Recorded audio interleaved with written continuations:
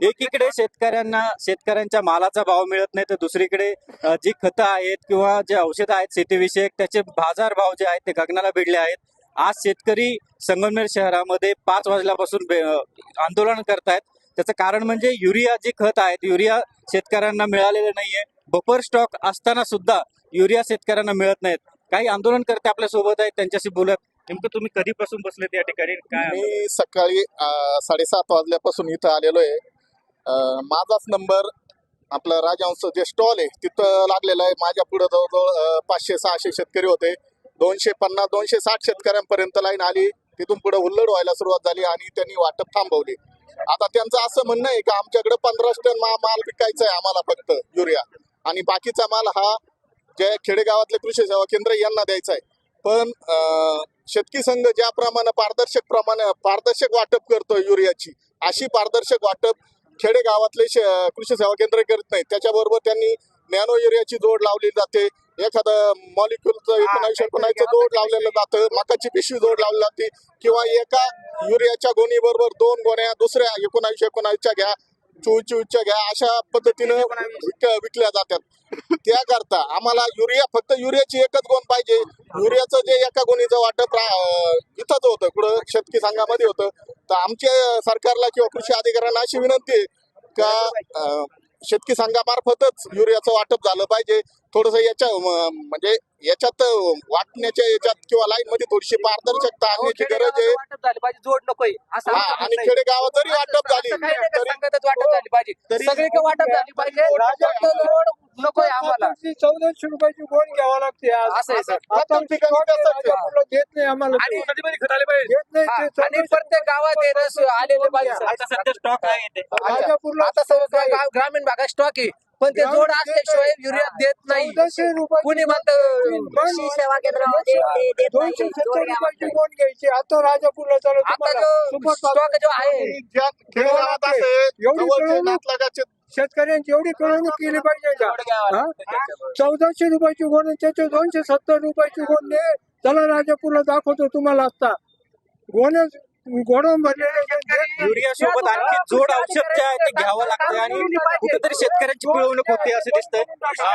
या ठिकाणी लहान बाळाला घेऊन पहाटेपासून या ठिकाणी आंदोलन करते शेतकरी या ठिकाणी आलेले आहेत. आम्ही 5 वाजेपासून बसले. आमचं पोरग आणलं आम्ही का चिठ्ठी भेटली आम्हाला गोण भेटली. एवढं पोरग किती वाजता आला तू आज इथं? 5 वाजता आलाय. न जेवता न काय खाता, झोप किती वाजता त्याची पाहिजे डोळे काही झाले तर याला काल नाही.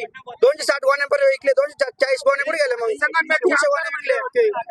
बफर स्टॉक ओपन करणार आहे ते कुठे आहे? बफर स्टॉक पुढे तर त्यांनी कोणा बफर स्टॉक पुढे शेतकरी उभे आहे. आता काय यायला नको एका गोणीसाठी बारीक बारीक पोरं आणतात घरचे. आज आम्ही शेतकरी, आमच्या घरी 4 गाय आहे. गाया सोडून दुसऱ्याच्या बरोबर सोडून आम्ही इथं आलोय. दूध सोडून दिलं, दूध संध्याकाळी घालायचं आम्हाला.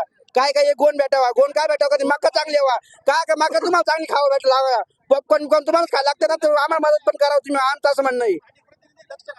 साहेब स्थानिक खेड्याने भरपूर आहे, पण देऊन राहिले नाही. 200 हजारून 2000 गोण विकावं लागते.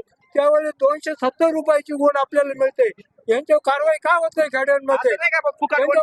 काय 300 रुपयाची हिऱ्याची गोण घेण्यासाठी 1400 रुपये आम्हाला मोजावं लागते. 3 हिऱ्याच्या गोणीचे पैसे द्यावं लागते. आता जोड घेतल्याशिवाय यांच्यावर कारवाई का करत नाही कोणी? कारवाई तर व्हायला पाहिजे खेड्यामध्ये. खेड्यातले शेतकरी अडाणी आहे, त्यांना आपण शेतकी संघामध्ये काम करतो. शेतकी संघामध्ये आता बफर स्टॉक शिल्लक आहे. 65 टन आपल्या बफर स्टॉक शिल्लक आहे. त्यांनी बाहेरच्या खेडेगावला 49 टनाचं वाटप आपल्याकडून केलंय. आपल्याकडे 65 शिल्लक आहे. आपण कुठल्याही प्रकारचं जोड न देता आपण शेतकऱ्याला आतापर्यंत युरिया दिली आहे. इथून पुढे त्यांनी बफर खुला केला तर आपण तो पण शेतकऱ्यांसाठी वाटून देऊ. एकीकडे शासनाने सांगितलं की बफर स्टॉक आता खुला करणार आहे आणि दुसरीकडे अजूनही बफर स्टॉक त्यांनी 50% बफर स्टॉक खुला केलेला आहे. आपल्याकडे 128 टन शेतकी संघाचा माल होता, त्यातून 65 टन आजच्या स्थितीला आपल्याकडे शिल्लक आहे. ती कृषी अधिकाऱ्यांना आपण विनंती कालही केली होती, आजही सकाळी विनंती केली होती, पण त्याचं काय अजून आम्हाला रिप्लाय आलेला नाही. साहेब आदेश दिले, तुम्ही लगेच खुला वाटप चालू करशाल? कृषी अधिकाऱ्यांचं आदेश आम्ही लगेच तात्काळ वाटप चालू करू. साहेब कृषी अधिकारी बोलवा ना, कृषी अधिकारी कुठे आहे? त्यांना बोलवा. कृषी अधिकाऱ्यांनी ऑर्डर दिल्यानंतर आदेश दिल्यानंतर या ठिकाणी जो राहिलेला बफर स्टॉक देखील आहे तो सुद्धा ओपन करण्यात येणार असल्याचं वक्तव्य जे आहे शेतकऱ्यांनी केलंय. LS मराठीसाठी अमोल मतकर, संगमनेर, अहिल्यानगर. सर आज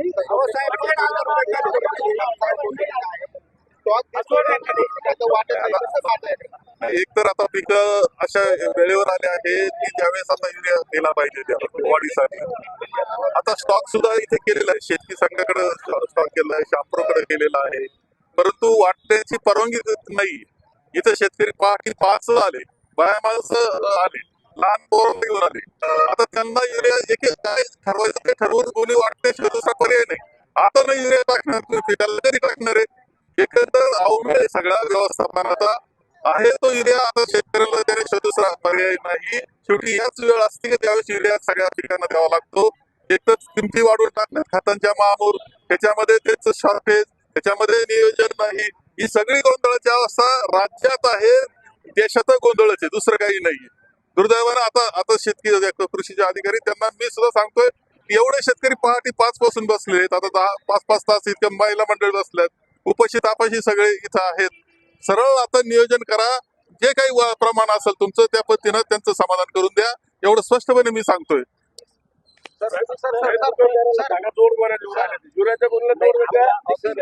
काय चालू झालंय समजत नाही मला. हे खाते मी सांभाळलेले आहे आणि मला सगळ्यात जास्त काळ सांभाळलेलं आहे मी ते. हे असं कधी पाहिलं नव्हतं. आता हे काय बळजबरीने तुम्ही त्याला लिंकिंग कशा करता देताय तुम्ही? बिलकुल बरोबर नाही या पद्धतीनं. ते आवश्यक नाही त्या वस्तू घ्या म्हणायचं आणि याच्यात मोठ्या कंपन्या सुद्धा लिंकिंग करतायत. मोठ्या कंपन्या ज्या देश पातळीच्या कंपन्या आहेत त्या लिंकिंग कशा करतात? याचा अर्थ कोणाच तरी त्यांना पाठिंबा आहे, कुणीतरी त्यामध्ये भाग घेत आहे, त्यामुळे लिंकिंग करतायत. धाडस कसं होतंय लिंकिंग करण्याचं? शेतकऱ्याला नाडवायचं आणि त्याला त्याच्याकडून पैसे काढून घ्यायचं. बिलकुल बरोबर नाहीये. सगळे निषेध करतात आम्ही सगळे. सर कृषी हा माल रिलीज करायला सांगितलं. हा माल रिलीज